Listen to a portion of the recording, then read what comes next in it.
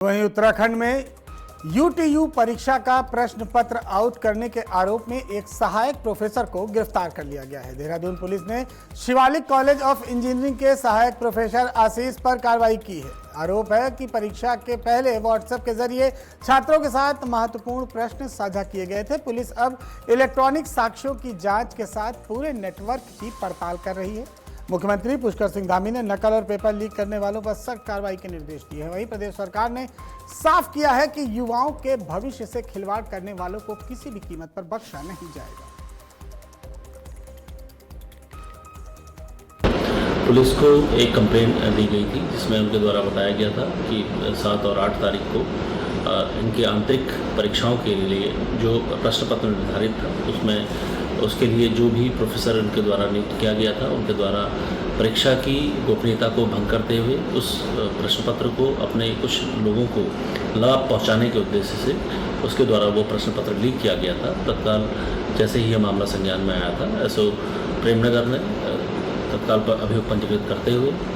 संबंधित सभी जानकारियों को इकट्ठा करते हुए और इनकी आंतरिक जांच की रिपोर्ट को भी सम्मिलित करते हुए आज जो मुख्य अभियुक्त हैं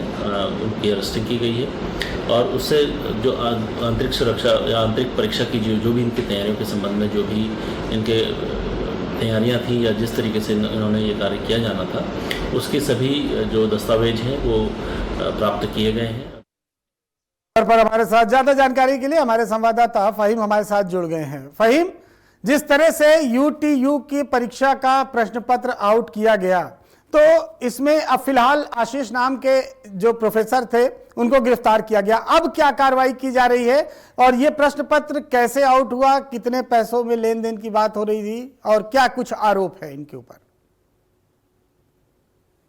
देखिए, ये बहुत गंभीर मामला है जो पेपर लीक का मामला है। इसका अगर हम थोड़ा सा बता दें घटनाक्रम, जैसे आपने सवाल किया, तो ये था कि जो उत्तराखंड टेक्निकल यूनिवर्सिटी है, माधो सिंह भंडारी उत्तराखंड टेक्निकल यूनिवर्सिटी, उससे तकरीबन 1 दर्जन इंजीनियरिंग इंस्टीट्यूट और कॉलेजेस एफिलिएटेड हैं। इनकी परीक्षा के 2 पेपर थे जो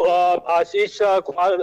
गुप्ता ने बनाए थे, जो शिवालिक इंजीनियरिंग कॉलेज में ये असिस्टेंट प्रोफेसर है और एक्सटर्नल एग्जामिनर के तौर पर इन्होंने पेपर सेटर के तौर पर 2 पेपर बनाए थे, जिसमें मशीन लर्निंग का था और एक ये इलेक्ट्रोमैग्नेटिक फील्ड का पेपर था। तो एक पेपर जो पहला था वो 8 जुलाई को हो चुका था, लेकिन इस पेपर से पहले ही एक ईमेल आया था जो यूनिवर्सिटी को मिला था। यूनिवर्सिटी के जो एग्जाम कंट्रोलर है उन्होंने अपनी तहरीर में इस बात को बताया है और उस मेल की जब जांच की गई तो जो पहला पेपर था 8 जुलाई को जो हुआ उसमें और जो मेल से शिकायत मिली थी उसके पेपर में बहुत समानता पाई गई। उसके बाद सबके कान खड़े हुए, हड़कंप मचा और उसके बाद जांच बिठा दी गई। तो दूसरा पेपर नहीं हुआ, उसको रोक दिया गया क्योंकि दूसरे पेपर की भी शिकायत आई, लेकिन पहला पेपर हो चुका था और उसके बाद जब जांच की गई तो दोनों पेपर हूबहू वैसे ही मिले जैसे जो शिकायत की गई थी उससे बहुत कुछ समानता मिली। तो इस तरीके से मामला सामने आया और इसमें जो अंदर से और बात जांच के दौरान निकली वो ये कि जो पेपर सेट किया इन्होंने तो अपने कॉलेज के जो स्टूडेंट थे इंजीनियरिंग के उनको साझा किया था। तो यानी पेपर लीक की जो शुरुआत हुई है वो प्रोफेसर की तरफ से हुई और इसलिए एक बहुत गंभीर मामला इसलिए भी है क्योंकि उत्तराखंड में मुख्यमंत्री पुष्कर सिंह धामी ने जब ये इस सरकार में वो मुख्यमंत्री बने थे दूसरे टर्म में, उसके बाद ही जब पेपर लीक के मामले हुए थे तो बहुत सख्त कानून यहाँ लागू किया गया और तमाम चुनौतियों को भी उन्होंने फेस किया था। इस पेपर लीक को किस तरीके से कंट्रोल किया जाए, लेकिन इसके बावजूद भी जो ये मानसिकता है पेपर लीक करने की, पेपर आउट करने की, और ये मानसिकता कहीं ना कहीं बीच बीच में सामने आ रही है। अभी फिर इस मामले को लेकर के मुख्यमंत्री ने बहुत सख्त संदेश जारी किया है, यूटीयू को भी इस मामले में निर्देशित किया है और अभी आगे जो कार्रवाई की बात जो आपने जिस तरह के सवाल किया, एक सवाल खड़ा भी होता है कि क्या ये अकेले आशीष कुमार का ये मामला है, कोई नेटवर्क है, इस पर जांच हो रही है। पुलिस इस विषय को लेकर के आगे बढ़ रही है कि क्या कुछ पैसों में ये खरीद फरोख्त हुई इस प्रश्न पत्र की या फिर कुछ अपने चहेतों को मदद करने के तौर पर ये लीक किया गया। इन सारे पहलुओं को, इसमें कौन कौन शामिल है, नेक्सस, क्योंकि इससे पहले नेक्सस पकड़ा गया है, वो जेल में तकरीबन, अब तक बड़ा ताज्जुब की बात है कि यहाँ उत्तराखंड में तकरीबन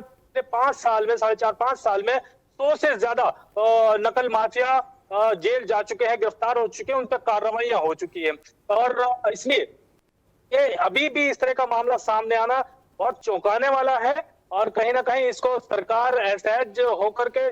इसको बहुत गंभीरता से ले रही है। असहज इसलिए भी क्योंकि जब